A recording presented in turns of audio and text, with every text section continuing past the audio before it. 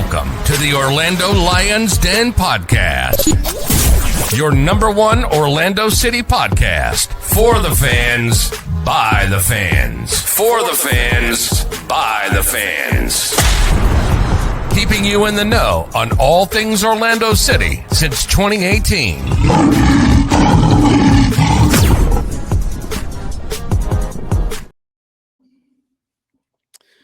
You know, I'm really bummed, guys. This is episode 39 on the year, not including the random live where we talked about the Facundo Torres news. I'm just sad we didn't make it to 40 episodes for a season. We're so close. Eliminated one game too soon. Welcome back to the Orlando Lions Den, everybody. Thank you for being here. We're going to talk about the season as a whole. We're going to talk about getting eliminated in the Eastern Conference Finals. We're going to talk about some off-season stuff. Lots of moves happening. It's going to be a busy year already. But before we get into that, I got to say hi to my homies. First, the guy that I unceremoniously beat in fantasy football with a record score this week, Alex Ryder. How you doing, my man? At least we kept it close. It was only 97. You only won by 97 points. Which is more. Oh, you're gonna say hit the gap between you guys was more points than I scored. That's how terrible I did. I was gonna say in the loser bracket in my other league, I didn't even get as much as I got in 1 week in 2 weeks over a 2-week aggregate. So I got unceremoniously just dispatched. And this is after I lost to Cleon the week before, which determined I played Mike instead of whoever Cleon played. So I'm good. Sorry, I was a buzzsaw. Yeah, it's okay. we can't whenever you run, it's not like my team did bad, but whenever I run into someone having a good week, it's just you can't even be mad about it. I had a good week except for Tua, but the guy needs to retire. So I'm doing good. The thing that was crazy is I swear Ryder, I was probably more scared to play Ryder's team than a lot of teams there, bro. Yeah, no, that's what I was saying is Ryder had a good team. My team just went off. Yeah. My team. In order, I was scared of Mike's team, then Ryder's team, even above Daryl's. Yeah, my team was like, that year Orlando City won the Open Cup and just like fell into the playoffs, and that was my team. Like I made it. I wanted good news. I lost to a fellow 49. I'm rooting for you, Jake, to win it all because that's all the winning the 49ers fans are going to have this year. Oh, that hurts. I'm trying to pull a Red Bulls right now. That hurts. No one from the podcast has ever won the league, and you're rooting against us. I am openly rooting. Yeah, I'm openly rooting. Yeah, I'm just embarrassed that one of our guys got relegated. Come on, JJ. Ridiculous. Get it together. How you get relegated? Sheesh. Yeah. Anyways, Alex, we cut you off. You have anything else you got to add before? Just ready to talk about the off season, I guess. These are the dark days for me. I'm not much of a basketball fan. I get into hockey every once in a while, but no soccer. I got the Premier League, and the Bears aren't giving me any joy. So at this point, I'm a Buffalo Bills fan. Wow. No joy over here. They're at least fun to watch. So you got that. Oh, very fun. All right, we'll go to Cleon now. Cleon talked about who I beat in fantasy last week. Then I got my opponent in the playoffs this week. Cleon, how you doing, my man? I'm doing swimmingly right now. I'm doing swimmingly. I'm trying to go out there and put a little Red Bulls, make it to the finals. Then win it all. That's what I'm trying to do, though. Wait, hold on. I don't think you saw the right end of the story. The Red Bulls. No. I said except for I'm gonna win it all. Okay. So it's not Red Bulls. I just got to get there first. All right. We'll see. This is my prediction. Cleon, he got hot at the right time. I'm not sure he's got the best team. Mike might have done. Whenever Orlando score like 4 or 5 goals, I'm like, you know what I mean? You don't need all that. Let's just spread that over 2-3 games. Don't get too excited because that means you're not going to score. Mike might have shot his low with that giant score you just put up, bro. I was trying to say that when I say that. Dang, Cleon. That's what. No, to be fair, that's what Alex said in in our league chat, he mentioned that, you know, maybe I let it all out, but yeah, you should have left a little in the tank. Hey, for me, my big thing is so much of it was 2 players. You got to keep in mind that 90 of those points were put up by Jared Goff and Amon-Ra St. Brown. So there might still be a little bit left to go. In a loss, no less. Well, that's true, for the Lions. Josh Allen, Pookie, I love you. Eddie, how you doing? I'm so sorry. Almost traded you 5 times. I'm sorry, Pookie. Never again. Right. Yeah. Sam Darnold. Yeah, me. All my trades failed, but my team was riding on it. My team was a fraud all year for the most part. I pieced it together well, but I feel it. Yeah. I am feeling fine down because dang, you know, I mean the Galaxy probably would have beat us, but without Ricky Puig, it was a better chance to do so, and we had it 7 seed at home. No goals again. So it still stings, man. And the way at least we'll talk about it more, but the rumors of the offseason are looking like so far, it doesn't look like we're gonna like say, hey, we were right at the edge. Let's double down and take it over the edge. So we'll see. That we will. But before we get into talking about the season and all that, I guess it is time to pay what they would say is metaphorical bills, because we don't actually have any of those. Talk about our sponsors. First, I'm going to go ahead and just start right here with our man, Eddie, comparing insurance. If you have any insurance questions, definitely want to be careful around the holidays. You don't want to run into any kind of insurance snafus. Contact Eddie. He will be happy to assist you with any of your insurance related questions and make sure that you got a good deal on your hands. Eddie, what kind of insurances you got?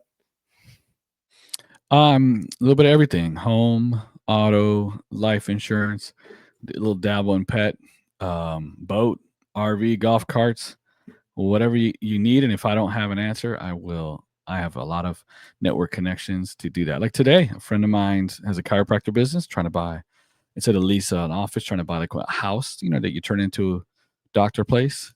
And I can't do that. So pass them on to someone with a lot of experience. So I'm here to help. This is not, if you're not, there's a lot of stuff people don't understand, and I'm here to help. There's been people who are listeners or friends of the pod who I just recommended, hey, you know what you got is fine. Do this and do that, and that's it. So I'm here to help. And once the year's up, I'm going to do my donation to the Orlando City Foundation as promised. So I appreciate all of you guys for making that a nice donation. I'm proud to be able to give them that amount. Thanks to you guys. Awesome. I'd love to see it. Appreciate everyone for reaching out to Eddie, because that donation is always an awesome part of our year. We love to hear it. Next, we're going to go ahead and talk about Chad McGibbon at Chad McGibbon on Twitter. You can go ahead and use the QR code to find his profile. If you're interested in buying a house, Chad is a realtor who's here to help you out. Friend of the show, longtime listener, longtime Orlando City fan. Chad will help you with your Central Florida realty needs. And when it comes to buying a house, you also need to finance that unless you're just rolling in the cash. That's where Leo comes in with the Epic Mortgage team powered by U Mortgage. Leo Gonzalez can be reached, talk to you about your home loan, financing, refinancing, all that fun stuff. Last I checked, it looks like rates are starting to go down. Hopefully that continues and rates continue to drop. So now might be the time to talk to Chad, talk to Leo, and get yourself in that new home, or maybe even refinance that current home. And last but not least, we're going to go ahead and give a shout out to Hourglass Brewing for the No Mango, No Party beer that we launched with them this year. It definitely was a success. And hopefully next year we will have a continued partnership with them and be able to do something cool. So definitely keeping our fingers crossed for that, and we will make sure to keep you in the loop. And as well, going into next year, I'm just going to throw this out here now, and I'll remind you at the end. If you have any suggestions, things you want to see from us, things you want to see us doing, let us know. We're always open. We're going to try and go live maybe more next year, because when we talked about like the Facu news and just kind of jumped live like immediately, the response to that was awesome. So like, we're trying to pay attention to what you guys say, what you guys are thinking. We almost went live tonight, but then we just weren't sure, so we decided not to. But anyways, enough about that. Time to talk about the end of the season, bowing out in the conference finals, in the Eastern Conference Finals, 1-0 to the New York Red Bulls, off of just a set piece goal, which is pretty much, we got undone by the bread and butter of what the Red Bulls wanted to do, which was beat you on a set piece and then play defense and not be able to get broken down. And they were successful. We had a couple chances. Obviously, you're not going to revisit it too much because of the fact that we are a few weeks behind now on talking about it, but that's where our season ends. And I'll go ahead and I'll start with Cleon this time. Cleon, thoughts on the Eastern Conference Finals and the overall performance in the playoffs and how we went out this year. Super disappointing for me. Super. I feel like without trying to be over dramatic, I feel like this, everything was laid out so perfectly for you, and you're never going to see it that perfect ever. I feel like, I don't know about ever again, but literally every single thing you needed to fall your way fell your way, and you literally had a free path straight to the finals. And there's no way you should have lost that game. No way. And it was, bro, I was there in that stadium for I was there after the whole celebration and everything, bro. I was still there. I was literally did we really lose? Bro, it was the 87th minute, 89, we are still down, and I still didn't think we were gonna lose, bro. And it was total disbelief. There's no way we should have lost that game. And I just feel like for us to get to the finals, at least while Miami's still around and doing things like that, I feel like we're gonna have to be super good, bro. We're our team's gonna have to be completely stacked. And in all actuality, we should have had no chance to make it to the finals this season, going up against that team, or anything like that. We didn't even have to face them, bro. Everything just got laid out for you, completely a clear path to the finals. It was perfect. The same way how the US Open Cup path laid out for us, and we just got lucky with all the home games and everything else. It was that type of scenario. I don't know what you call that, but it was just perfect storm. And I feel like for a team to where on paper nor in theory were you the best team in the league or even in the East, there's not going to be another chance like that, in my opinion, not for a very long time. Especially with Cincinnati getting knocked out too. Literally everything. Cincinnati, Columbus, everything that had to go right went right. And all you had to do was beat the Red Bulls, bro. That's all you had to do. At home. And it was it's not even like they went to late. They didn't even play well. And so it's not oh, they just had some lights out game. Or you know what I mean? It's just there's no excuse for it, bro. That was so disappointing. It was so disappointing. I mean, it's really the only way that you could say it is just, obviously we all had lofty expectations, and we'll talk more about that and what our expectations were, when we kind of compared that to our big burning question on was the season successful. But I'll go to Alex and then I'll go to Eddie, kind of going off of Cleon's thoughts. What are you feeling, Alex? Disappointment. We let in big opportunity sail us by. Don't get me wrong. It's the latest match we've ever played in club history. It's the farthest we've ever gotten in the playoffs. And we only played one away game the entire time. It was all laid out for us. We had that path. Cleon was right. It was just like the Open Cup, and we squandered the opportunity at the end because it almost felt like, and this also occurred the second half of the Charlotte series and even somewhat in the Atlanta game. We regress back to this team that doesn't get opportunities to score. Like we tried, but this time around we didn't do it. We played pretty good defensive ball in the entire playoffs, only allowing 2 goals, but we weren't scoring them either. And it looked like we had regressed in that we were a team that was tired and not clicking on all cylinders. I mean, I only got to actually see the second half of this game. I was listening to the first half. Thanks so much to Starlink for subjecting me to that during the. Apparently, my phone's talking. The first night of my vacation, and it just feels like a wasted opportunity. And I don't know whose idea it was, not to like jump ahead too much, but to stock up, stock down. But whose idea was it that we needed to have Rafael Santos deliver every single cross from the left side for the entire game? Like after like the third one, it's like that play ain't working. Stop running it.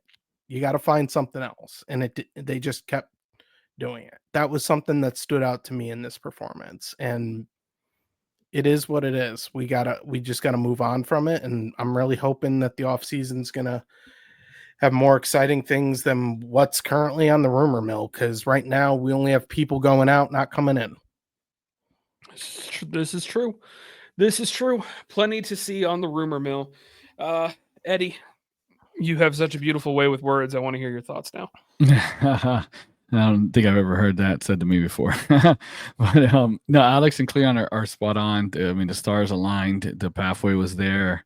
We had no real excuse. 7 seed at home, just to go out. I'm pretty sure every single elimination game we've had, maybe barring the Revs game, I think we have not scored a goal in under Oscar Pareja. So it's just a disappointing kind of punk way to go out. Like, Alex, you're talking about those crosses. A way for you to play safer is to have a lot of your offense run through wide triangles. A lot of the best defensive teams kind of do that, right? And when you lose the ball out wide, you're not as susceptible generally to getting scored on because the ball's wide. It's farther away from where the goal is. And that makes it tough to beat. We only allowed 2 goals, but it also became a bit redundant and became easy. The Red Bulls just were more athletic in their defense, Reyes and so on.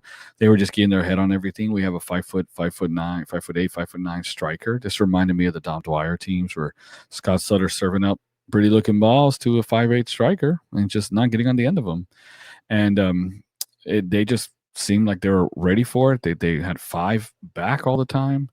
And honestly, trying to kind of go for second balls, which is what the Red Bulls are good. I think this one's a little bit on Oscar.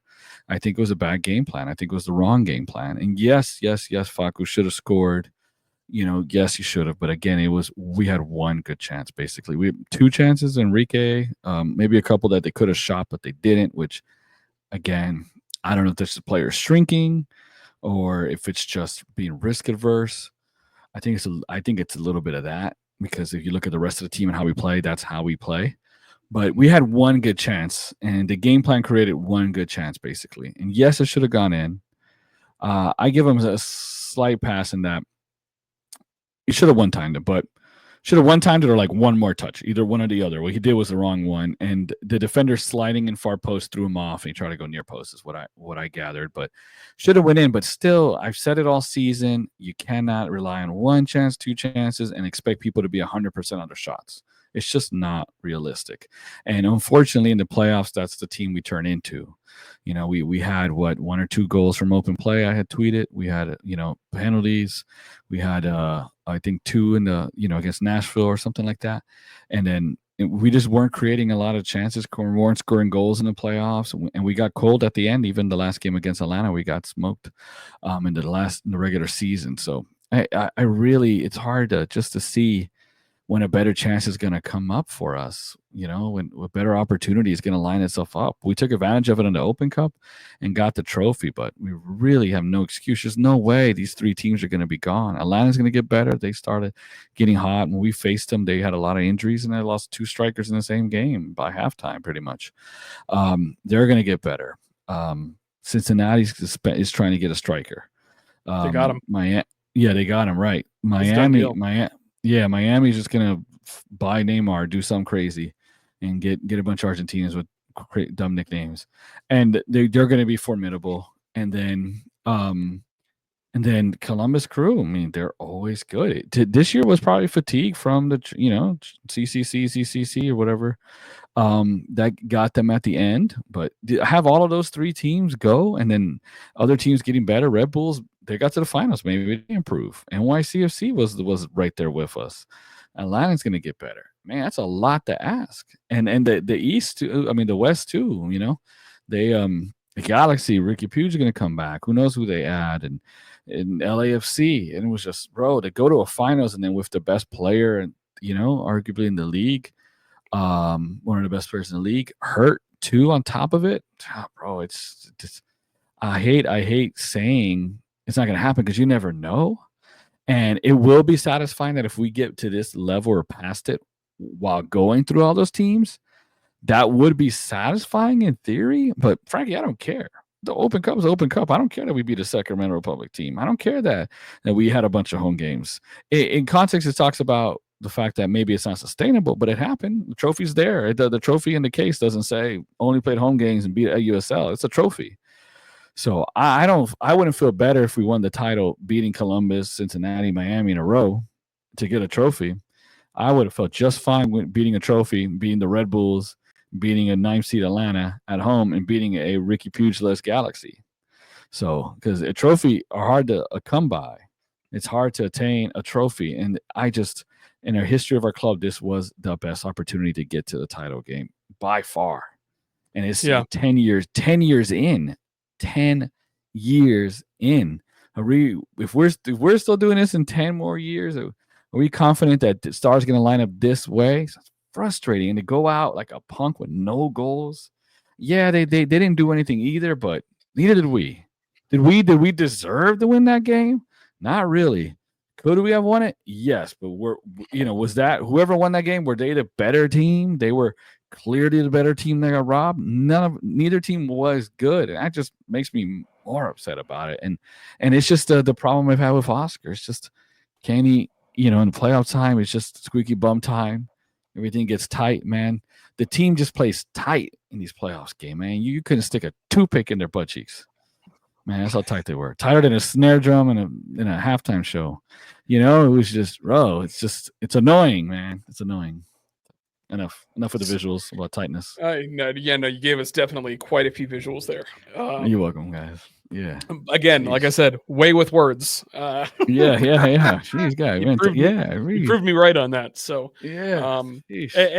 And I am gonna just kind of add on to what you were saying here, because I know you said, as a club, how often are we going to put ourselves in a position where the Stars align the way that they did?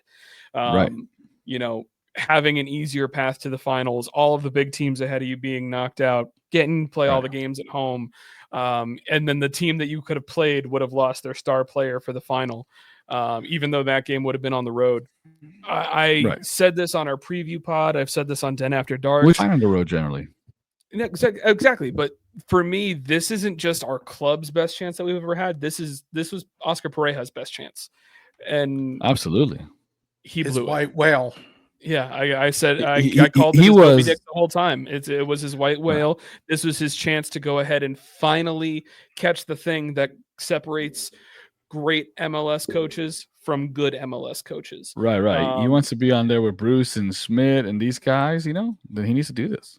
He's never won a title, and right now, has he been to a title game? Yeah, he has. I believe 1 year with Dallas, the year that they won the Shield, but losing Mauro Diaz ended up being too much for them because they couldn't recover. You know what? I admit this could be harsh, and I don't care if I'm angry. Losing Ricky Puig wasn't enough for them, for the Galaxy. Yeah. No, you're not wrong. You're not wrong. They got through without it. And that's credit to their roster construction. That's credit to a lot of things. But they also just wanted it more. And maybe that's part of the issue is maybe that, it's just the Red Bulls aren't good. That's it. And we couldn't score a goal on them in 3 games. The Red Bulls aren't good. And no business being there. Yeah, that's true. You're right. Because the one goal that we scored on them was technically an own goal. You're right.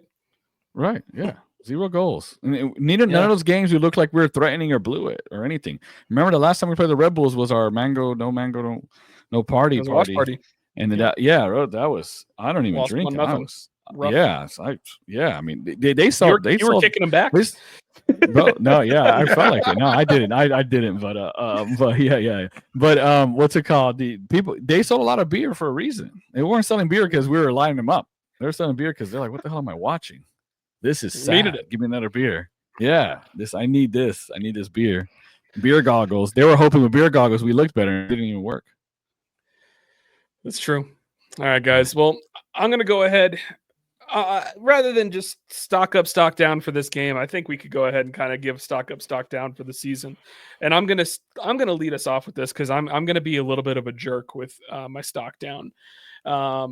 Stock up, I want to give for the season. I want to give to Martin Ojeda because he gave Papi a reason to force him to play finally, and it turned the season around because our start of our season completely sucked. 17 points out of 17 games is no way to start the season. The fact that we finished where we did is actually incredible. And Martin Ojeda getting into the starting lineup and being effective is a lot of the reason why that happened, in my opinion. So that's the positive. My negative, my stock down. And I am going to give my stock down to the training staff of Orlando City. A reason that I am doing that is because if you guys did not see the report, Duncan McGuire just underwent surgery for a torn shoulder and a couple other areas that's going to keep him out for about 4 to 5 months, which means he's going to miss the beginning of the next season. I'm sorry. I know that he's a player who has heart, but someone has to jump in and tell him no, because why did that happen? And then we still let him play additional playoff games to potentially exacerbate, train, and make an injury worse. And now he's going to miss the start of the season. Like, what are, not to quote Taylor Twellman, what are we doing? But like, you got to be kidding me. What the hell are we doing? There's no reason. Like, you had depth at the forward position. I mean, they weren't. None of them. He wasn't scoring either, but none of our forwards were scoring in the playoffs. But that's a product of playoff. I don't know if I agree with that one. Look, no, I don't want him missing the start of the season. So to me, you're at the end. You got to go. Yeah, that's in hindsight. You got to go for it at the end. The reason why, and most likely it was Duncan. And matter of fact, it probably wasn't just Duncan. It was probably some of the higher ups too. But the reason why, if he's able to play through it, you play through it, is because it was just like we just talked about 2 seconds ago. Everything was lined up perfectly, and it's not going to line up better than this. So you want all your guns. You want all your guns there. So because if you don't use your shoulder to score, season, it's like let's say we would have went ahead and won Red Bulls, right? Same thing would have happened. He would have got the surgery done late, but we're happy as larks, aren't we? Yeah. Duncan scored in the final. We won. We won the chip. Yeah, if Duncan scores, he gets the hustle. He's going to miss a couple months out of the season. Okay, whatever. We're all good. Well worth it. But that's why you push that back, because of where we were. I get that. Of where we were. You have to. I get that, but I push back on it too because we can't score in the goddamn playoffs anyway. So it doesn't matter if we have our striker out there. It doesn't matter. We don't know how to do it. Yeah, but look, I mean, he scored. He scored. Last year he scored so well. You have to try it out, especially with the guys running out of gas. I hear you. I get you, but we had to try it. And look, come on, man. You can tell I'm Duncan mad, McGuire. So. Yeah, Duncan McGuire. America runs on Duncan, right, Alex? And you know what they asked. Hey, Duncan, you need a shoulder surgery. Say that fast. And Duncan's like, these colors don't run, buddy. I'm playing. That was it. You know how it is. It's more upsetting that we wasted him delaying that. Right, surgery. right, yeah, bro. You know what? You're right. You're fair. Yeah, you're go valid. out there and with one shoulder. We need a goal, and then we lose at home, goalless, bro. You know what I'm saying, Duncan? Mhm. And then Duncan, bro. Again, we don't advance unless Duncan, that idiot, pulls Duncan down and tears his shoulder. Like that's how bad we were. That's how inept we were at offense. We talked about in the group chat about all these expectations and returning to the mean and all this stuff, and I said, we've been cold this playoff, and I just don't like the way we look when we're cold like this. And for this guy to almost, you know what I mean? Like, when that meme that almost died, was it worth it? Mhm. The answer is unfortunate. Huh? I don't even know if it's cold, because it's cold to me is like you getting all these chances and you just missing them all. But we just I don't think where would we get do with the one chance a game crap. No. But this chance is what I pointed out, and what you see in Oscar the playoffs is it's a lot of counter. The chances were game state, and against Charlotte we should have gone up 2, but that's because it was an elimination game and they threw everything at us. But when things were normal, we weren't creating jack crap. It was when the game state opened up, we created some chances. So it's not. But when I said it all year, and the situation with Oscar is, can he break down a defense? Can he break down a block? And the answer so far is no. And in the playoffs, you need, they say defense wins championships, blah, blah, blah. Yes, it's true. Everyone's going to play good defense. And in the baseball, you need good pitching. In the playoffs of football, you need good defense. But you also need a guy who can create a freaking touchdown. As a 49er fan, who Patrick Mahomes has ruined my life, he just makes something out of nothing, and that's what you need in our system. We have no one to do that, even less so now. We have no one to do that, and we weren't creating chances outside of game state for the most part throughout the playoffs, and it just every single time it's the same freaking thing. Yeah. Well, you guys got your point. You proved me wrong. Yeah. And you're right. I agree with Cleon. It's much more of it's a shame that we wasted his will to do that. Right. I'm still not going to change my pick because I already went through it. So that's okay. The old heads got on me. The old heads are like these. Hey, right? Me and Cleon, old heads. These young guys are talking about. Drake is better than Prince, apparently. Right? Yeah. That guy about your age. That's all I'm saying. Yeah. No, I ain't. I'm dumb. I ain't that dumb. Yeah. That's funny. Let's go to Ryder first this time. What's your stock up, stock down for the year? Stock up. I'll do the stereotypical Facundo Torres. Another great second half to the season for him. He took the rejection well from the Uruguay squad for Copa America, and he lit a fire under his behind, and he had a good second half to the season. I wish it could have been the whole season, so maybe he only gets a half stock up for the season, but he played well. 15 goals. I think it was 20 or 21 in all competitions. Came all-time leading scorer for the club, and he got a transfer. Or supposedly got a transfer. Who the heck knows what's going on with that other than what the latest rumor we've been seeing. But stock down, I could copy Mike and say and throw the front office under the bus for the fact that the only transfers we made this year from outside of MLS were all busts. But nah, I'm going to give it to... See, this is harder because we didn't... I'll give it to Morial. I'll just go with the vein of my original thought. He was supposed to be the guy. He was supposed to replace Duncan, and he came in and he did not play well. He only got 5 goals the whole season, and I think mostly pens. Right. 2 of those were pens, 3 were from run of play. Yeah, it's less than great, especially considering we didn't even get that many minutes for him. I'm trying to see how many minutes he played. Looking at the stats, he actually got more minutes than I thought he did. How many did he get? Oh, wow, 1,667. Surprised that. 1,667. That's actually more than I thought he did too. But exactly, it's not a lot, but it's more than I thought he had. His goals per 90 was 0.16. That's a not great stat. No, So not ideal. Not ideal. Not That's made me ideal. more mad about him. Yeah. Sorry. Well, Eddie, what's your stock up, stock down? Stock up, Heda's a good one. Facu's a good one. Ramiro had a good year. But I'm gonna the second one, yeah. Yeah, but I'm gonna give a little surprise stock up to Mr. Rodrigo Schlegel. Didn't go hot rod. Didn't go hot. Yeah, didn't go hot rod. Didn't really put a foot wrong at the end there. And they brought in an expensive-ish center back, foreign, with international, blah blah blah, all this stuff. And Rodrigo took the job, and you can't say he doesn't deserve it. So he didn't go hot rod in the playoffs or nothing. I can't really. He wasn't the reason we lost or anything like that. So I have to say, and he showed some leadership qualities too. I gotta say the most surprised and the biggest stock up is going to go to Rodrigo Schlegel.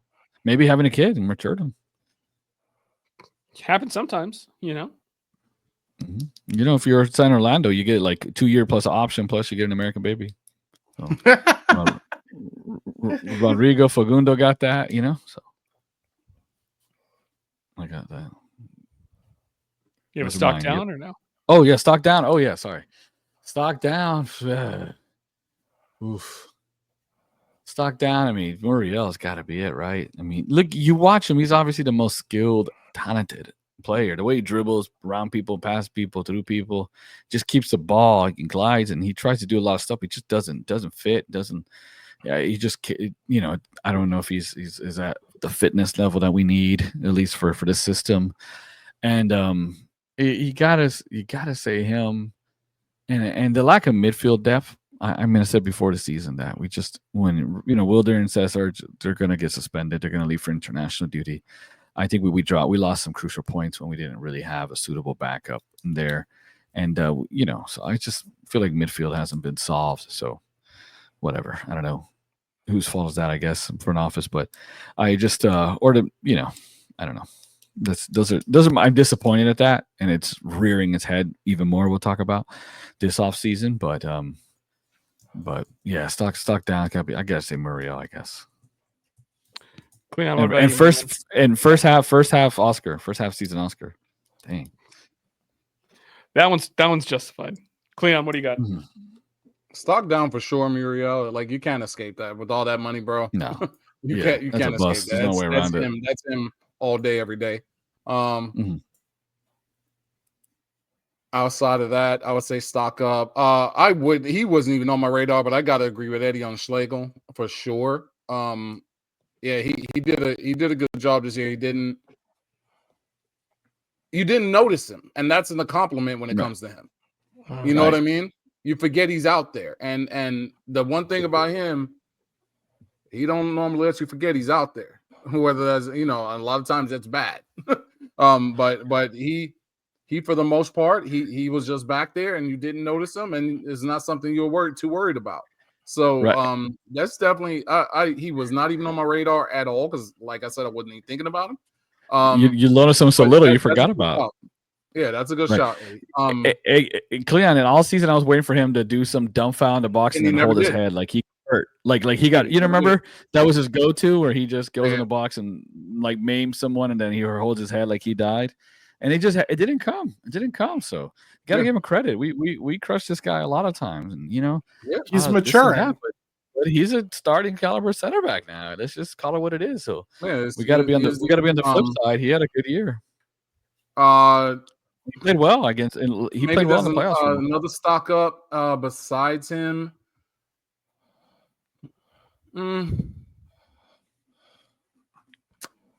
Jacqueline? I don't know if anyone I would put up. Honestly, there's a lot of guys that's just kind of static.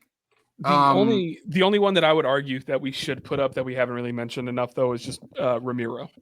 I don't think I ever expected him to be a double-digit goal scorer this year. Yeah, Ramiro, he's definitely stock up from where he was. especially starting the season. He's not stock up enough to me to where I'm like, it's just not even a thought. Oh, I don't have to worry about that position. But from where he was, absolutely, he's stock up. From where he went from a wingerish guy who only scored bangers cutting in to clinical for a good stretch there. You know, it was a cool transition, he's pretty well rounded. I mean, he's stock up as well, but he's not done. He needs to keep going up. Before keep the summer of Enrique going. Before we're able to go, okay, we're good. You know what I mean? Right. We still got that poppy cap on. He's definitely still got some more to prove. Yeah, that's about it. The rest of the guys are kind of static for me. Just kind of the same. Duncan was pretty much Duncan. Enrique was Enrique. I mean, not Enrique. Angulo. Angulo was Angulo. Facu for the most part. I know he had the record, but he was pretty much Facu. I mean, the rest of the guys, Wilder, Cesar, I wouldn't say they improved or declined. They're just kind of static. Pedro was super up and down, like that. He kind of went up and down the same way the club did. We had points where we were even Poppy, I can't put him up or down because he's still the same guy. Because it was second half Poppy was balling. First half Poppy was trash. It's the same thing as last year for me because last year was like, okay, you're sticking to this thing in the beginning, it's not working, you're taking too long to change it, and then okay, sure, you get credit after he's changed it, but I mean, in all honesty, it should have been done from the beginning or a lot closer to the beginning. And then it was the exact same scenario this season. So can I say he's learned? Not really. Because he repeated the exact same pattern. So he can't really give him a stock up or down either. He's kind of just the same guy as well. For whether you want to take that as good or bad, that's up to the beholder. But I mean, the only other thing I was going to add too was just because you mentioned Pedro. I was like, there was a point during the beginning of the year where we were all calling for Mason to start over Pedro. Like Pedro went for international duty, and we're like, man, Mason, it's his time. Get him in there. Like that's how bad it got. Mike, before we move on, I'm going to throw one extra one in there. Stock down to whoever was supposed to keep the 2025 home kit a secret. True, man.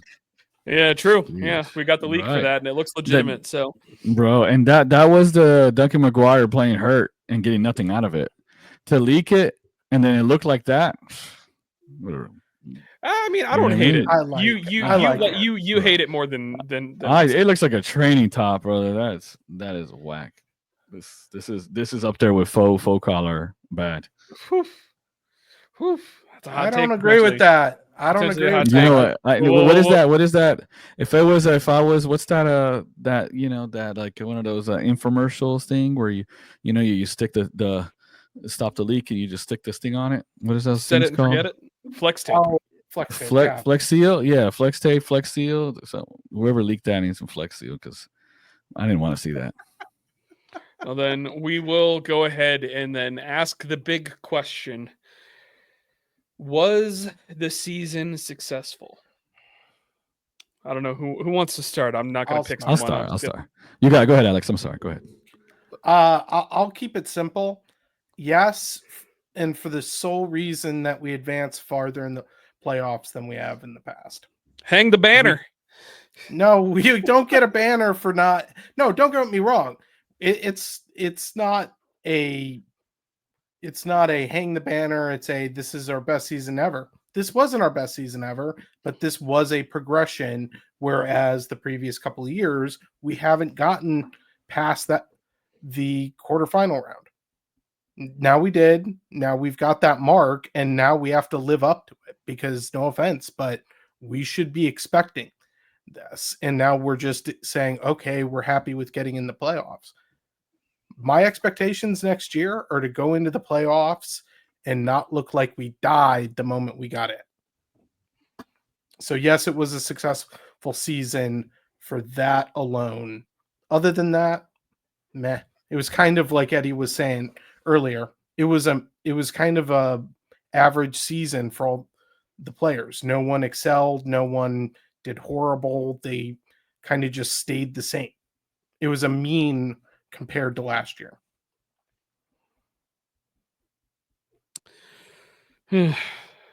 True. Alex said it right. It was, and we got farther than we ever did. So that was a success, right? So credit to Oscar and credit to the club for that. But we just playoff Poppy strikes again. Same thing, buddy. So it's a season of success yet. The playoffs is success, man. But yeah, Alex, I got nothing to add. Cleon? No, not for me. For me, a success, absolutely not. I wouldn't say that the season was like, as a whole, I wouldn't say the season was like a complete disappointment or anything. But we're there's still. Did we finish the regular season well? Yes, but I mean, you can't just discount the first half, which is the same as last year. So we didn't really show any improvement. We had the same. We kind of had the same mistakes as we had the year before that prevented us from finishing higher. Last year we finished second. Most people expected us to be a Shield contender. We ended up just being able to clinch the fourth, and that's after having to basically completely rescue ourselves after completely punting the first half of the season, which was just wasted. We can't continue to do that. We did it again. We said this last year, and we did the same thing again this year. We also the same completes we had during the playoffs from the last year and the years before, the same ones we're having now. Can we be like, okay, there's the furthest we advanced? Yes, but at the same time, I mean, we played Nashville, then we had Atlanta, who while they played, they did. Yes, they gotta give them credit for knocking out Charlotte, not Nashville. I was gonna say, did we time travel back a couple years? We had Charlotte.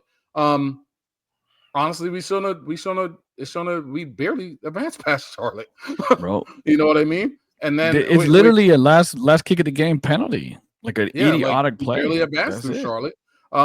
We beat Atlanta, and you got to give Atlanta credit where credit is due. They took out Miami, the juggernaut, but at the end of the day, we should have beat Atlanta.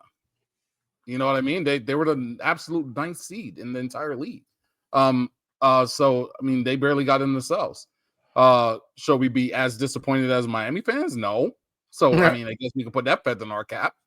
But if we're being honest as to what the expectations of us were coming into this season, it's not. I can't call it a success. We had no trophies. We didn't. You know what I mean? We had a playoff map to the finals literally laid out for us, and we blew that too. So I mean, when all we really have is the same thing as last year. We had a good finish to the regular season after blowing all the cups earlier in the season. You know what I mean? We had a worse regular. We had a worse that. Open cup. That's a whole nother story because, thanks Don. That's a whole nother story. But you know what I mean? We already blew through all that stuff. We already punted all that. Then, yeah, we had the fire finish to the season, but we made the same mistakes we always do. And we finished 2 seeds worse than the year before, but 1 playoff game extra. So it's the 1 playoff game feels like it's a step up, right? But overall, we were worse this past year. That, and we didn't get into Champions Cup. I just thought about that. Like, if you like in Europe for the Premier League, they always define it a successful season is, did you get in the top 4? Did you get Champions League? And we didn't do that. We didn't in any of the scenarios we had, and there were a lot of them. We didn't get that slot, so we're not playing. Exactly. We also didn't make Champions League either. So that just made my statement a little sadder. Yeah, that's why my stance is going to be no, season's not a success. Granted, I had high expectations for the season, and I was a firm believer that we could have gotten a star above the badge, and obviously the way the season started, I was like, well, I look like I wasted money betting that on Hard Rock Bet. But then as we got down the stretch, I was like, wait, maybe there's a chance. Like we got all the way to the Eastern Conference Finals and we could have done it. But we didn't. And for that reason, not just for not winning the title, because obviously every season that should be the goal. The goal every season should be to win a title. And this felt like a season where we absolutely could have and should have. And for that reason, it can't be a success. We regressed as far as points were gone, points during the season was, and then we ended up, not getting a little bit further in the playoffs, but we still got nothing to show for it. And we also went cold as far as goal scoring and chance creation in the playoffs, which is what got us to fourth place in the first place in the Shield standings, was because of the fact that we were scoring goals for fun. How is it that 2 years in a row we run into a situation where we can't score goals now? It's just, it's painful. And that brings me to Swag sent a message earlier because he's not able to be on with us. And I asked, on behalf of JJ or Alex, if they had anything that they wanted us to say on the pod for them, since this is a big one. I was like, let us know.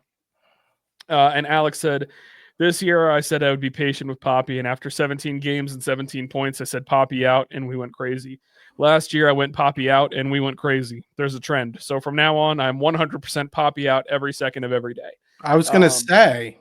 So since that's the way that Alex is feeling, Alex is going to start the season as being a Poppy out guy. Maybe this upcoming year, we will not start the season slow. Because I will go ahead and say, for the people out there that are Poppy out, Poppy in, guys, he's here for next season. Like they would, if there was a decision to make a change already, it would have happened.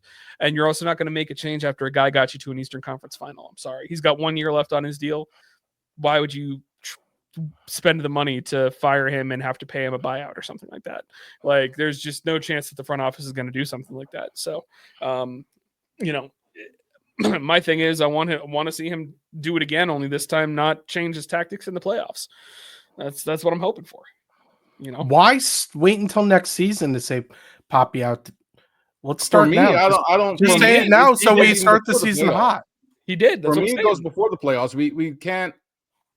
We need to stop with this. We need to stop with this trying to force something that does not work for this roster the whole first half of the season and just punting the entire first half of the season to where you put yourself in such a big hole that you're taking yourself out of contention for all the trophies that are available.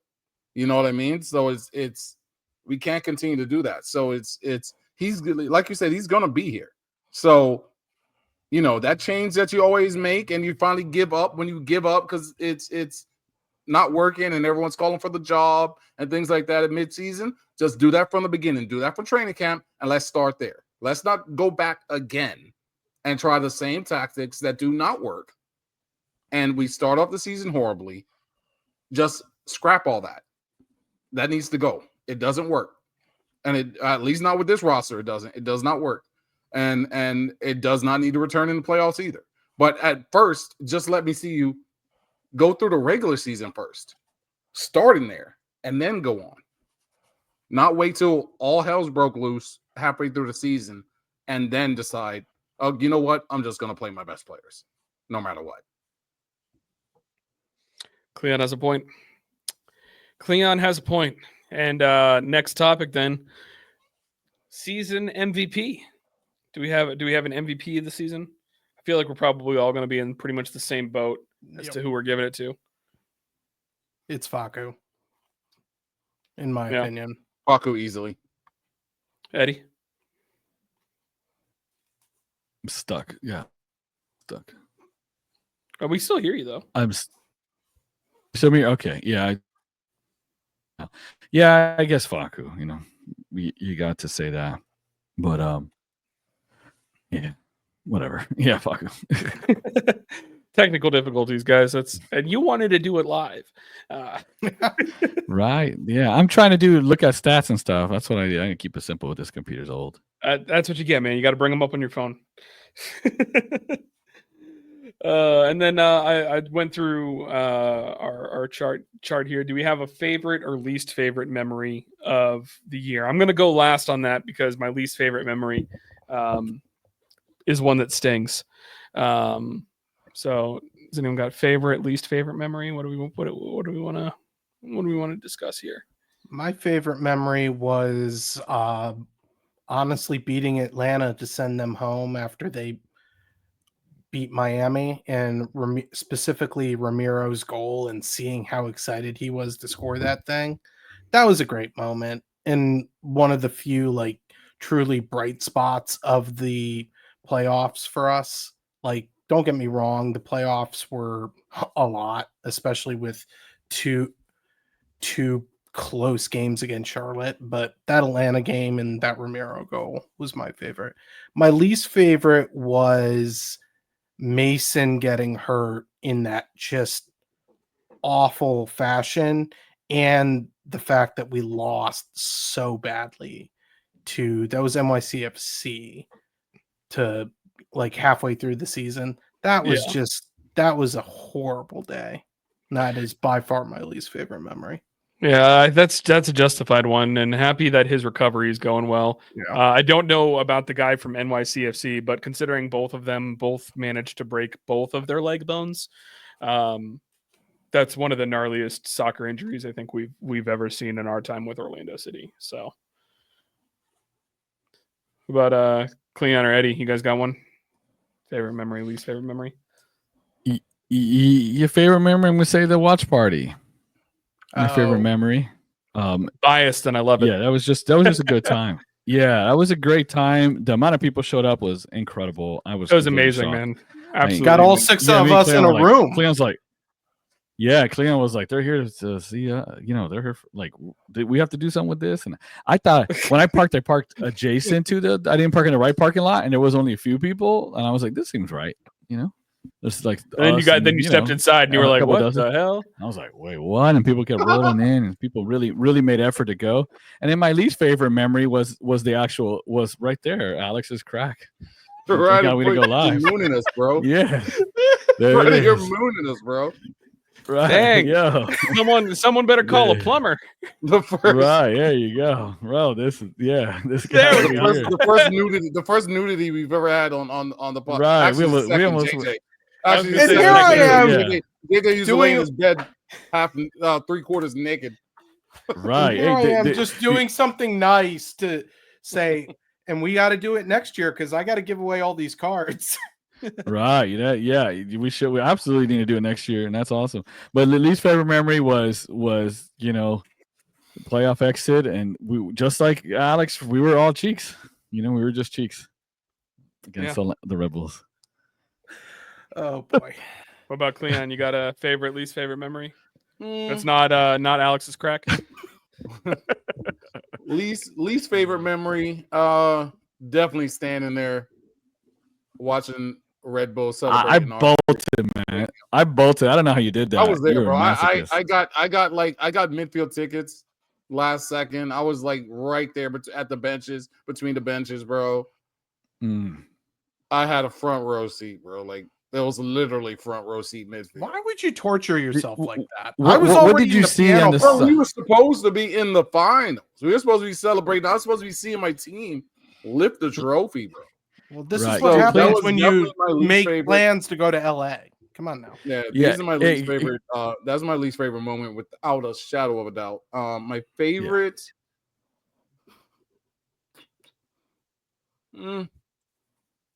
I don't know if anything stands out, to be honest with you. See, I thought your least favorite was going to be the fact that you didn't, in fact, run the 40. No, you still mad about that? No, bro. My sciatica is like completely smashed right now, bro. Like I made the absolute correct decision not running. It's okay. After his Halloween chase down, he got his money back. Still. Right. Yeah, bro. I gave it back. I was a man of my word. I honestly can't even think of like a singular. You know, a sleeper favorite moment was Duncan running with his arm hanging off to get ready for pens and stuff. That was cool. That was a cool one. That was a Camacho moment. You know what? Camacho It was moment probably, of the year. I guess if anything, I would probably have to say it was the winning the pen shootout during the playoff, because I don't know what else it could be. Yeah, considering we lost the pen it shouldn't shootout. have came to that, but I was extremely happy when we walked off of that. So I'll leave it at that one. So for my favorite moment, I'm gonna be selfish. I'm just gonna, especially with me moving out of state this year, getting to take my dad to a game. Cleon, appreciate the tickets for that one, because it got to give him the comfy seats. But getting to take my dad to a game was definitely cool, especially because playing. My dad listens. I should have said that too. My dad doesn't, so I'm not even sucking up to anybody. Sorry, Dad. But he goes a lot of games, so it's okay. Exactly. Nah, you're good. It's just obviously my dad, back when I was a kid playing soccer and whatnot, like he was always very supportive, and to see like how much soccer in America has grown since then, because back then that's when MLS was on the verge of collapsing. Like to see like now we have 25,000 seat stadiums that are selling out and stuff like that. He had a great time, so it was really cool. And my least favorite moment of the year is also going to be in the Eastern Conference Final, but rather than just losing the game, it's going to be the Facundo Torres missed chance in the first half. And I'm stealing a little bit of Swag's thunder, because he said this while we segue into the next segment, is that's going to be my lasting memory, unfortunately, of Facundo Torres. That memory is going to, it's not going to be my lasting memory probably, but it's going to be stuck in my memory for a little bit, as Facundo Torres has been sold to Palmeiras in Brazil. Obviously, we all love Facu. We love his family. They've been great people in Orlando. We're definitely sad to see them go. As far as we know, it's about a $12 million sale plus $2 million in add-ons. There's a sell-on percentage as well. So if they decide to go ahead and move him to Europe because he balls out in Brazil, there's a chance that there could be some additional money made there as well. We're likely also going to have to send probably just under $1 million back down to Peñarol based off of what their sell-on they had was. It's a good bit of business as far as I'm concerned for Facundo Torres. I think it's the right time in his career for him to move on. I think it's the right time for Orlando to sell. Would have loved to have kept him and see him be an Orlando lifer, but I don't think that's what he wanted. But it's just sad. Like I said, that miss is just something that he became the leading goal scorer in Orlando City history this year. And that miss is something that's just going to stick with me for a little bit. But we obviously did a live stream when this news initially broke that there was a probable sale. Then there was a couple twists and turns, but it still ended up happening. So I'm happy that our live stream wasn't in vain. And everything was right.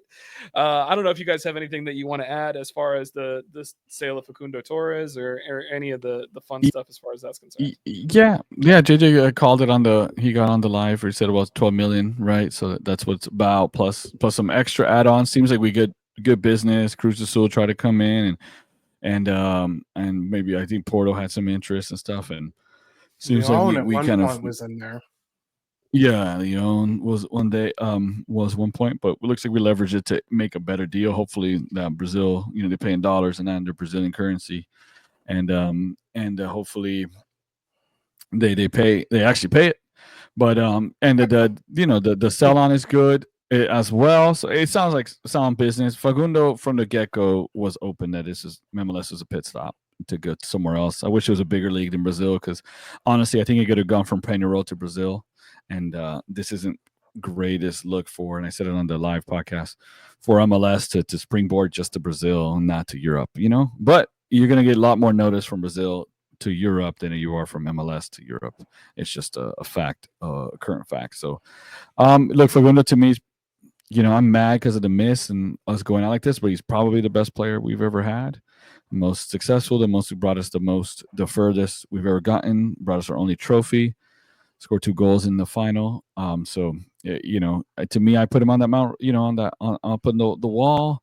But you wait a little bit before doing that. But it's been a success. I think the Facundo signing. I think it was a coup to get someone like him. I didn't think he would be like the superstar, because I kind of just watching the way he played.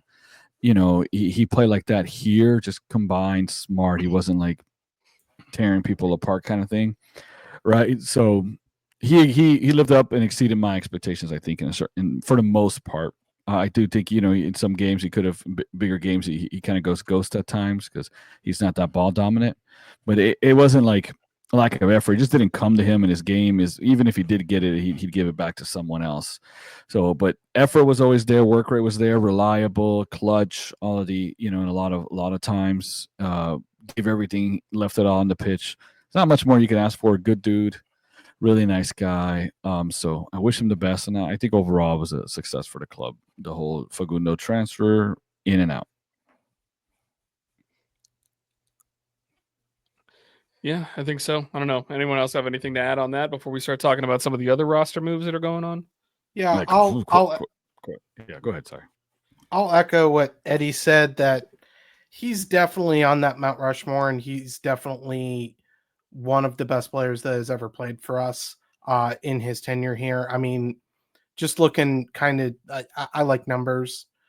123 appearances across all competitions, 47 goals, and he got 14. If he was nothing if not consistent, the last 2 years, he got 14 in MLS play last year, 14 this year, and he saw us through some of the best years that Orlando City has had.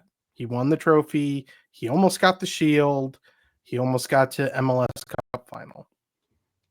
I will say this, it's a tenure of almosts, but he is still a force to be reckoned with, and they're going to be chasing his record for a second, because now I'm pretty sure the active roster record holder is Duncan, and he's still got 25 to catch up to him, and I don't think Duncan's going to be here long enough to catch him. So all the best to him. I hope he starts quick. We'll see. Well, he won't be starting the season next year, but let's hope he comes out like a bat out of heck, like Enrique did when he came back from injury.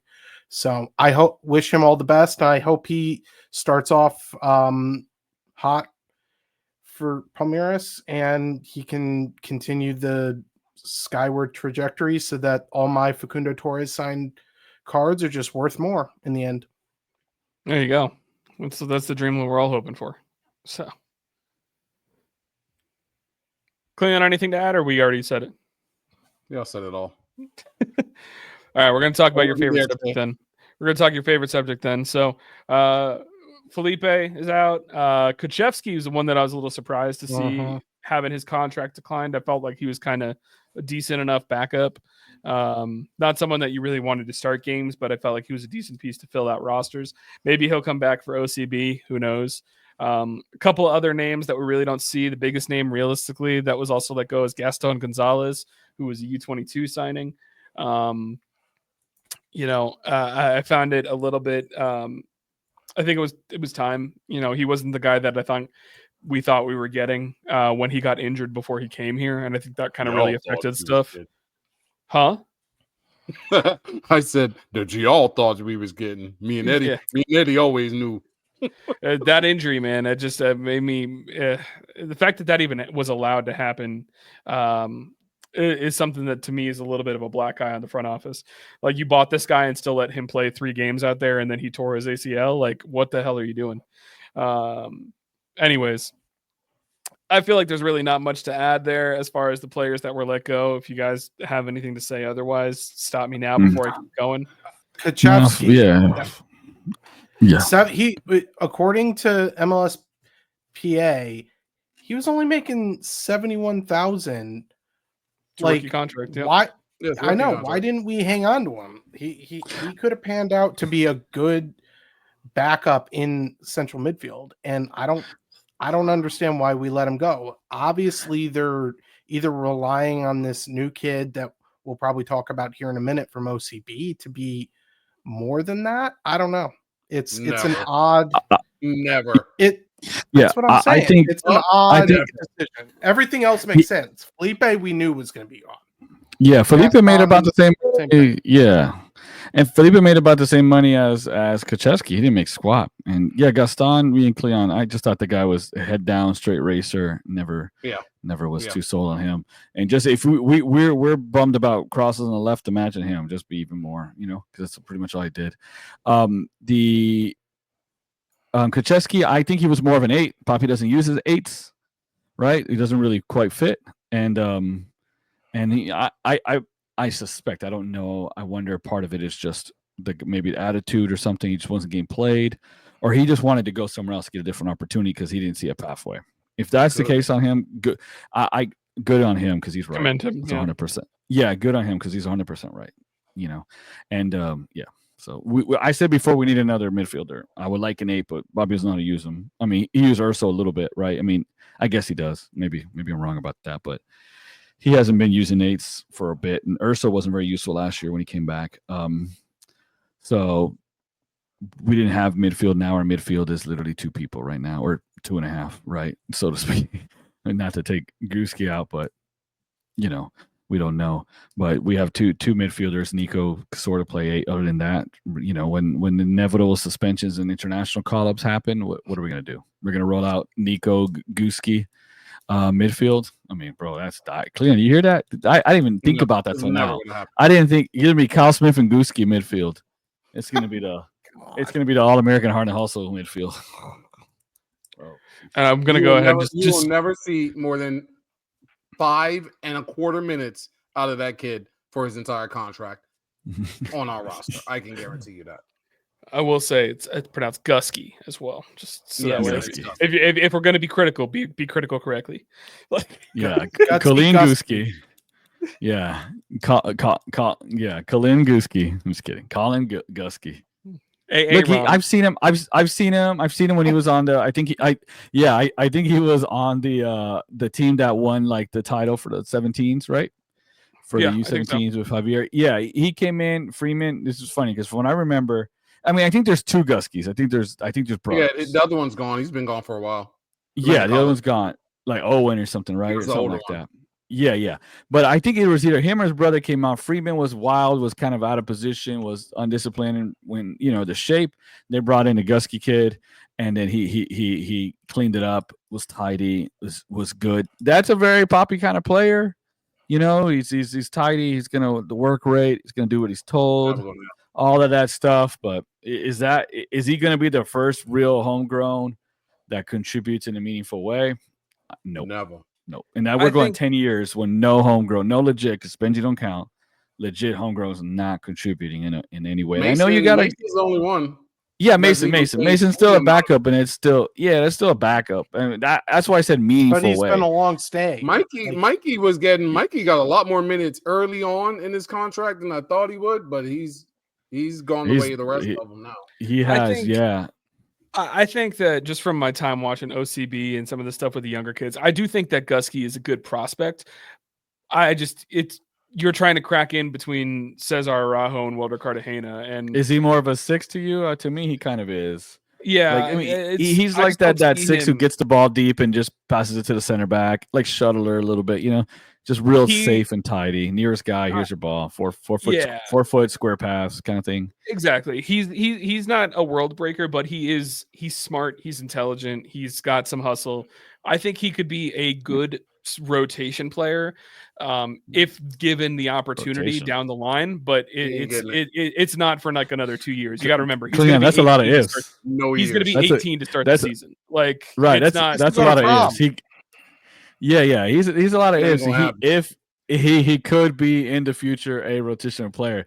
Look, the only positive right now is it's a body in midfield, and it's a homegrown. Doesn't count against the cap what Kacheski did. So that's the positive. It doesn't mean he won't be that. It's just when it comes to Oscar winning the title, and when it comes to the academy producing viable talent, I'm gonna defer to history and say I'll see it when I believe it. Unfortunately, that's rude, and maybe it's pessimistic, and maybe I'm in a bad mood. You're justified in saying, you know what I mean. But for Flavian Loyola, Wilfredo, Freeman, Mikey, whatever. The only guy we got, he scored a free kick in some tournament, then we sold him to Spain, and I don't think he's done anything since then.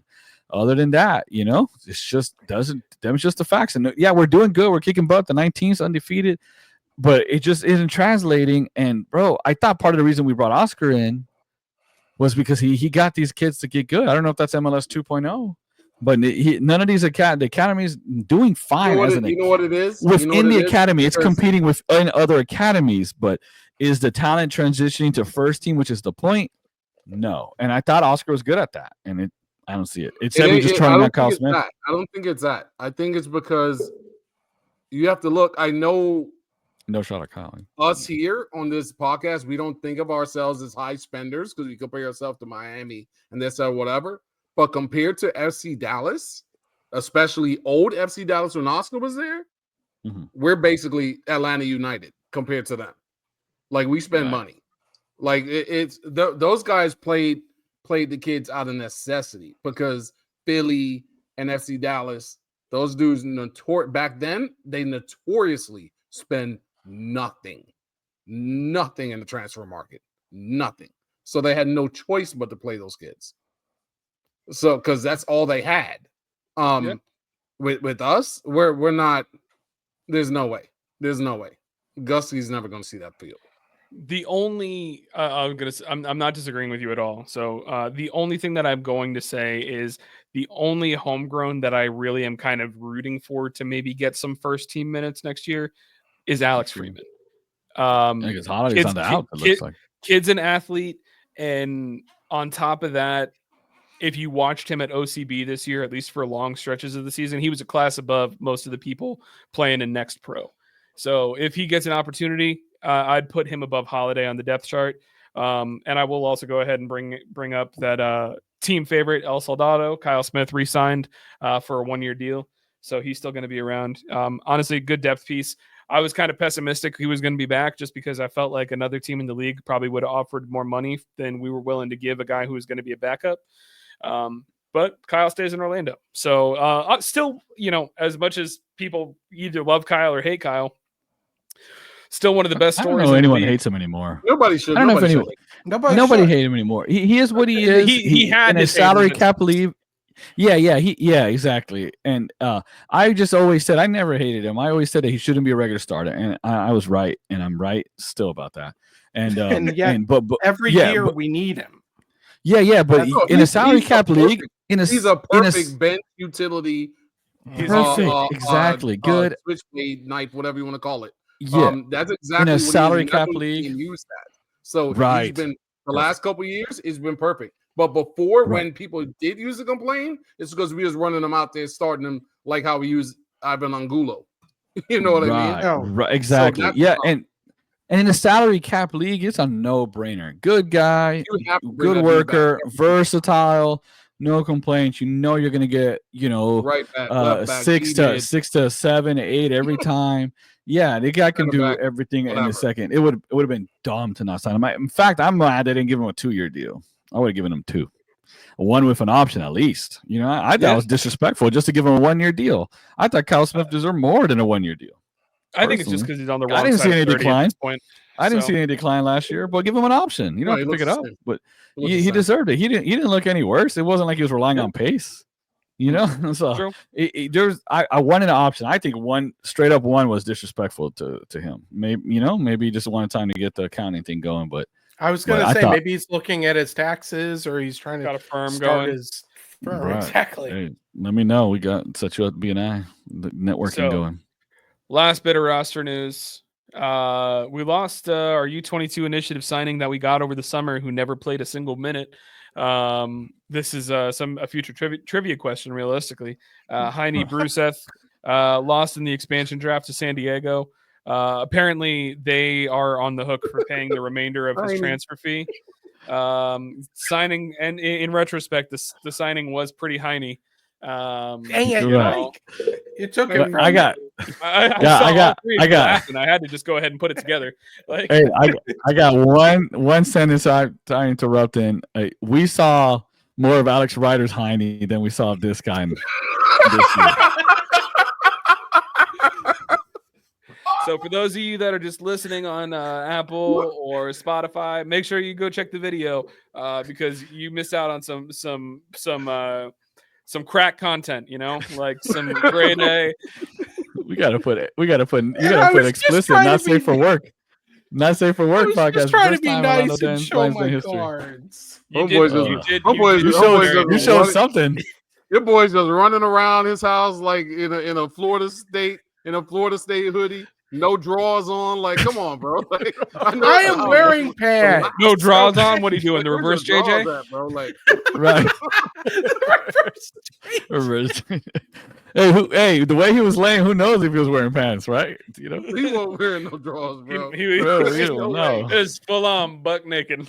Yeah, just looking like one of those pigs under a lamp, just cooking there.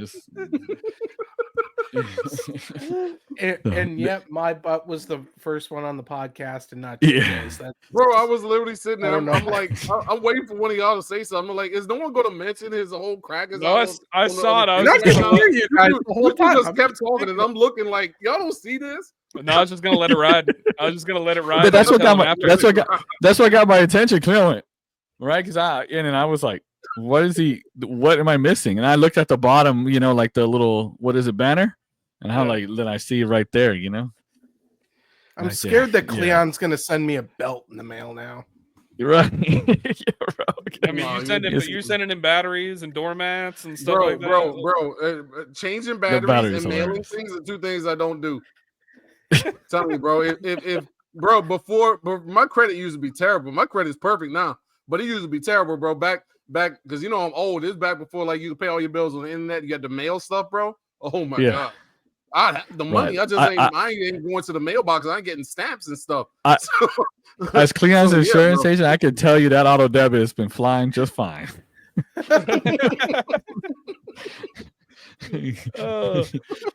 Anywho, so Bruseth is now playing for San Diego. They're on the hook for the rest of his transfer. So that what they're playing with yeah, they're on the hook for the rest of his transfer fee, so we don't got to worry about paying that.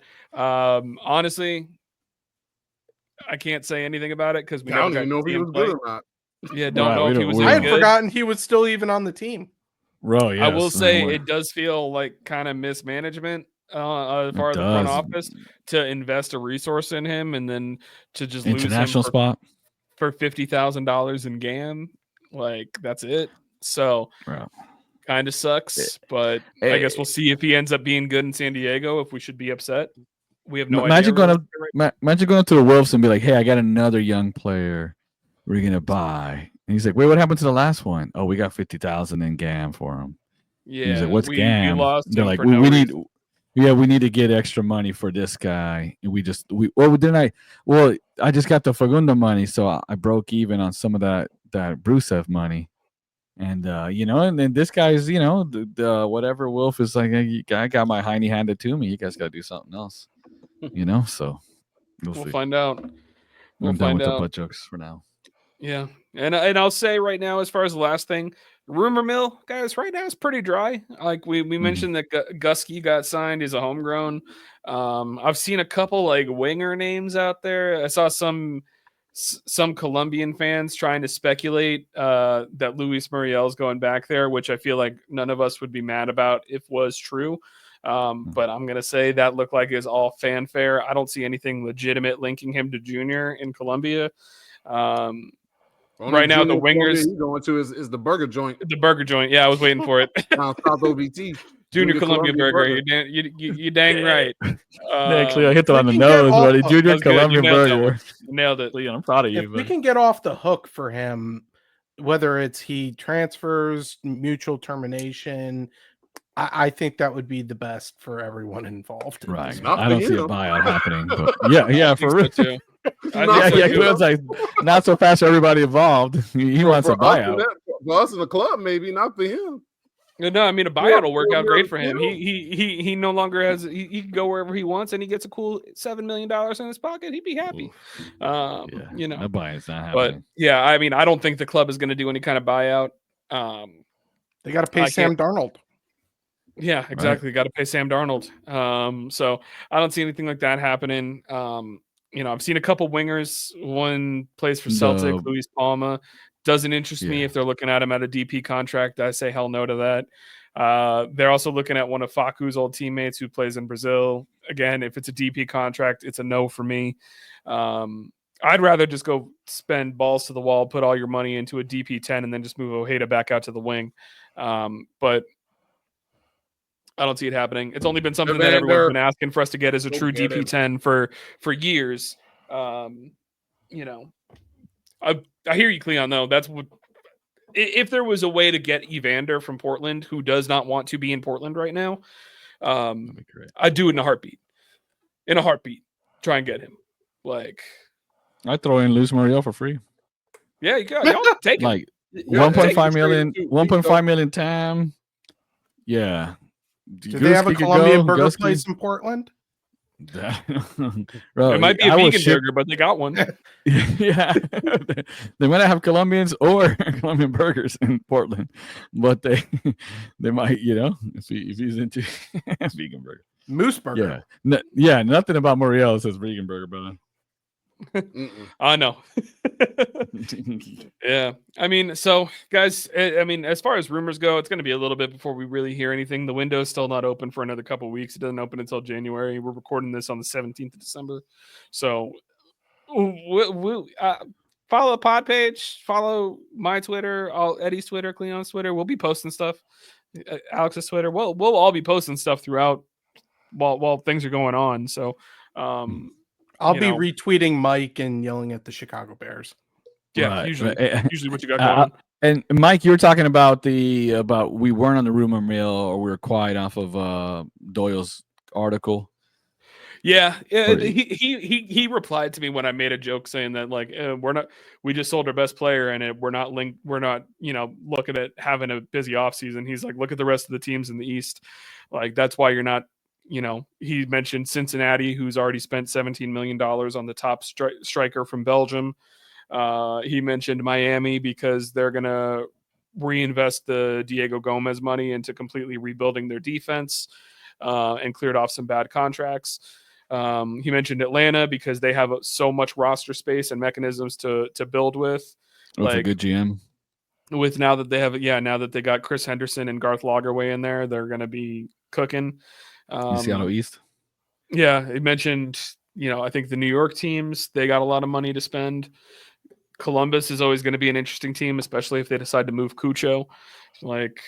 We're just not a team that's that interesting as far as the transfer market goes. So, got to make some interest. And now you got money to spend, so use it. We got one DP who had 4 goals, 9 assists, and that's our best DP. Yeah, that's what we got right now on the team. Got to be better. Got to do more. So, that's the season wrapped, guys. We talked about it. Huh? Okay. What's that? I just thought about that. Now that Facu's going, we already so certain on who our best player was. Who is it now? Duncan McGuire. I guess it's Duncan, huh? Duncan. Yeah. Good thing we paid him. Right. Imagine if we didn't pay him, or the people in England knew how to press the button. I pressed it. Oh God, you're British. Wait, you're going to England next month, right? Yeah, that was intentionally. Don't do that. That was intentionally. That was how you try to make someone they stereotype here the Southerners, right? And if you want to make someone Americans talk pace. Yeah, you want to do like a yokel, like a do kind of thing. That's what I was doing, but British. I know enough that I was like, I'm proud of you. Yeah. I really hope that you get a text message from Jake and Daniel after they listen to this. Jake. Yeah. Jake's gonna be all over. Daniel, I'm going to England with Daniel in a month from today, actually, and he forbade me from my accents. But Jake appreciates, especially my Scouser accent. My Jamie Carragher, he said, was actually quite good. Oh God. Anyways, fellas, I guess it's final one of the season, guys. Got any shout outs? Final shout outs of the season. Ooh. Anyone got a shout out? I'm gonna start by just shouting out you guys. Obviously, it's my second year with the pod. I appreciate you guys having me in here and taking my ideas. Putting us on video this year, making JJ wear a shirt. Next year pants. Next to your pants. No, but shout out to you guys because I appreciate you guys. I love you guys. You're like family to me now. And second shout out is just going to be me being a child. Shout out to Marvel Rivals. I don't know if y'all have played it yet. Free to play game. I'm having so much damn fun playing it. I need to get that. If anyone wants to play, feel free to shout me out. My name on there is Godsmack69. It's so wrong on like 10 levels. Yeah, you guys want to know? You guys want to know my Xbox handle? It's not even my Xbox handle. I didn't realize that it was going to be a public name because I thought it was just going to use my PlayStation name. So I just put in a name, and then it's like, no, it's got crossplay. That's your name. I was like, shit, my name is Godsmack69. Oh, nice. That's funny. Yeah. Oh man. Also, sorry, I said shit. My bad. That's okay. Yeah, that's funny, man. Hey, so you got the sentimental shout out, the funny shout out. I'll shout out is more not really a shout out, more of a RIP to my alarm that finally passed. I don't know if y'all heard. I guess you haven't heard no beep. I never hear it, but apparently y'all hear a beep in the background.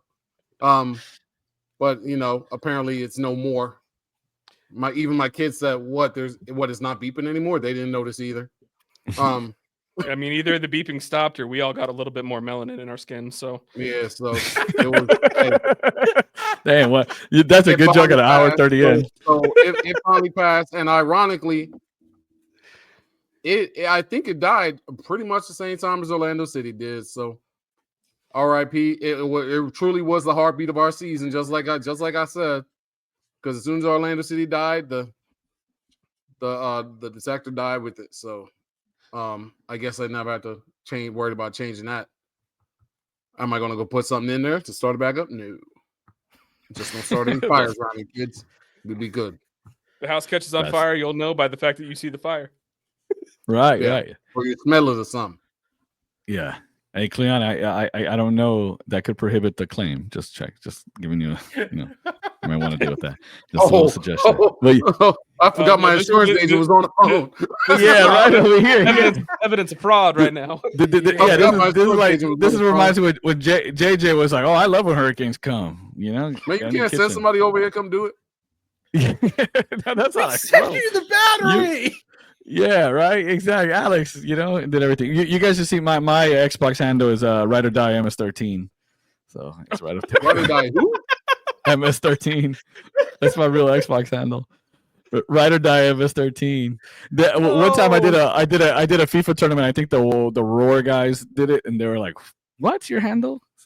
They didn't like me already, but they were like, "What?" The Ride or Die MS13. Just want to know. I just want to let them know if there's anything that gets down, I'm on their side, just in case you come by. Right. Yeah. Shout outs. MS13. I'm just kidding. No, I'm just joking. Shout out to Ryder. Shout out to Ryder and Eddie too, because they are long passed with my alarm battery. They passed in the fantasy league playoffs. So RIP to you both. Oh yeah, that's right. Shoot, yeah. Shout out to Cleon for running a good league this year, but definitely RIP to JJ for getting relegated from both the pod and the fantasy football fantasy league. Relegated from both. So relegated from both. Dang. Cleon fixed the roster rules. I lost my star defense because of your roster rules shenanigans. And shout out especially to Mike, Alex, and Alex really carrying it this year. You guys really carried the pod. We're reliable there all the time. You guys really kept it down. The hashtag exciting whites, 3DPs this year. Oh, good job, guys. Exciting whites. Yeah. Shout out to you guys. Man. Hey, you ain't give me no credit, bro. I pulled a poppy. Yeah, it's true. Yeah. I showed up for the second half. Second season Cleon, yes, bro. I was for real. I was gonna say, I was gonna say, I'm gonna say it. I was the Luis Muriel this year, a little expensive, a little overweight. Got some nice ability on the mic when I'm here, right? But I wasn't productive enough, and surprisingly, I probably had more minutes than you guys thought, just like Muriel. And then JJ got Gaston Gonzalez just went on loan, never came back. JJ got a torn ACL too. Yeah, JJ was Heine. Yep, bro. That's it. Yeah. JJ was Heine Bruseth this year. Yeah, so. International spot, the whole thing, you know. So yeah, I'm Kyle JJ. Smith in this situation. I'm always there. Yeah. I'm always reliable. I'm not the best player. I'm not the worst player. I'm just here. But Alex, but we don't work without you, Ryder. You need IT or taxes, man. Ryder, we wouldn't work without you. Mike was the head of cheer. Yeah, hey, Mike was Facu, and then Alex was Ojeda. And people ask all the time, say, hey, you guys got too many hosts and you got this. And no, we do not. I've said it once. I've said it a million times. No, we do not. Because if we didn't have this many hosts, you better believe we would be dead right now because people get burnt out. Real life happens. Me and Cleon. And this season, we would have absolutely died without the Alexes and Mike. So 100%. All three were needed. All six people being there is absolutely needed. Because if it was just the OG people, this spot would be dead right now. As I see on Twitter, the whites built this country. You guys kept this pot up and built this pot. Oh God. Hour 35 in. Yeah. This is true. Look, me and Cleon had real conversation. Me and Cleon had real conversations about calling it wraps about 2 years ago, right? And Ryder kept us afloat during that year, and then I had the idea to add in Mike on the Lasso pod, and then you know what I mean? It was like you guys are just lucky that I got nothing better to do, you know? Right. I was like, I need a childless guy getting into middle age, you know, getting into Eddie was like, yeah, I think we should add Mike from the fantasy chat. And I was like, you mean the nerdy? I was like, you mean the nerdy one? I said, yeah. The nerdy stats. Perfect. I was like, yeah, that's the one. Perfect. Yeah, nerdy stats. Yeah. I said, I was thinking that one myself. I said, right. I said, I need a childless. And look, and we've seen pods come and go, and one person has a kid. Cleon basically, you know, Mr. Dad over here, Mr. Mom. Jay just got 2 kids, one in college, all kinds of stuff. I got 2 kids, and I was the sole provider. So, and we've made it through 6 seasons so far, right? So I was like, we need someone who, not that we didn't think you had nothing else to do, Mike, but you didn't have as many excuses, you know. No, you're good. And now even Ryder managed getting married and all in between all this and still make it work. So shout out to him. Alex got a baby and he's out. Alex is in the sky right now trying to be a pilot. So you know what I mean? Now I'm proud of us. I'm proud of us. I don't even got other people to distract me right now. Like I'm right. Yeah. I got snow. Like Mike's got snow. He's hotboxing as we speak out in Colorado, and it's like 4:30 p.m. He just punched. He logged out early to do this podcast. It's so late. It's so early over there. You're just trying to get him in trouble with work. Yeah, it's just about the sunset. It's 11 on the East Coast. Yeah, it's 11 on the East Coast. It's the sun's just setting right now in the Rocky Mountains. Yeah. That's actually not true. The sun sets earlier out here. Like it's dark at like 4:00. I'm just delirious at this point. Do not miss. I'm shutting down before I say anything else wrong. We've said plenty of things wrong tonight, to be completely fair. So. I'm gonna jump in here and I'm gonna shout out the listeners, honestly, because this is keeping us grounded. Keeping us grounded, keeping us having fun, keeping us. We do it for you guys. We love doing this. Believing in us is crazy. Yeah, and we love engaging with you guys. It's like we hinted at earlier. We got a lot of fun stuff that we're talking about for the off season. Probably more fun stuff for the off season than Orlando City is rumored to have right now. But you guys are the reason we do this. We love doing it. Den After Dark is always a great time. I look forward to that every week I can possibly do it. So shout out to all of our listeners. We'll be back in 2025 with an exciting season. And also, I'm just going to give a very selfish shout out to my wife because she had a hard year. Cancer fucking sucks. It really sucks. And you guys, we're talking about a deep bench. So that when real life happens, people can step away. I got to step away and take care of her, but she was adamant that once things had calmed down, go back, Alex, because I'll be honest, I don't have a ton of friends down here anymore. A lot of my friends have moved away. You guys are my friends. This is my hang out with the guys every week. Just shoot the. I already said the F word. Shoot the shit about soccer. Fuck already. You could go ahead. Yeah. No shoot the shit about soccer and just josh around and apparently show my ass to everyone. So that's it. I love literally and metaphorically. Literally. Well, no, that's only in fantasy football. There you that's go. It, right. And I will say as a joke, that is a well worth me putting the explicit tag on the podcast now for us to say fuck cancer. So always happy to hear that she's doing well. So shout out to Kayla for sure. And she also wins the bet, by the way, because she took the over under 90 minutes for this episode. So she gets the over. Yeah. Hey, look, honestly, I saw a 128 together with her. I'm sensing collusion. You fixed the books here with Vegas. I am. Yeah, that was an easy over. I said under. She said over. Yeah, no, she knows. But I saw it about 128, and I said I got a couple jokes in me. So I was. I got more in me. Yeah, I got. Me. My friend called it. I have a puns Tourette's. I just think like this. So I got more. That's fair. But, that's a good one. I like that. The last thing I have to say is like Lawrence Taylor said in the Waterboys, "Crack is wax. Ain't no crack." There you go. God dang. All right, guys. Well, that's gonna be our last pod for the year, at least. We'll be back during preseason once that finally starts, probably in January. The only thing that's gonna maybe get us on sooner is if any crazy news happens. We sign Neymar, something like that. Paul Pogba, I heard he's trying to come over to MLS. Vander in a trade, maybe. You never know. Well, if anything crazy like that gets dropped by Tommy Scoops, we'll probably just go live or something like that. I'll be back for the Neymar pod. Yeah, back for the Neymar pod. I've been telling y'all for 3 years now. It's happening.